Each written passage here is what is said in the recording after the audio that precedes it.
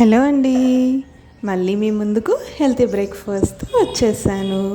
ఇవాళ నేను చేసిన బ్రేక్ఫాస్ట్ ఏంటి అంటే తప్లెంట్ అనమాట.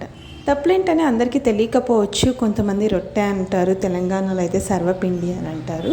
సో మేమైతే తప్లెంటు అని అంటాం అనమాట. నేను ఇవాళ రాగి పిండి బియ్యం పిండి కలిపి చేశాను.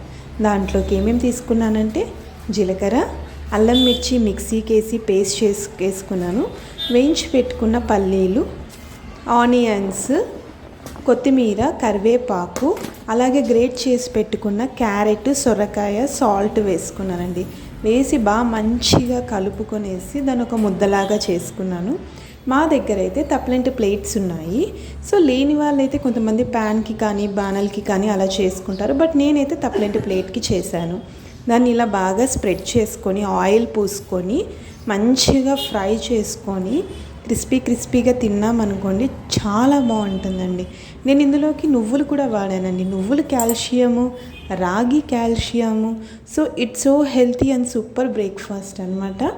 సో ఈ దీంట్లోకి అయితే మనం ఏ కర్రీస్ అయినా చేసుకోవచ్చు.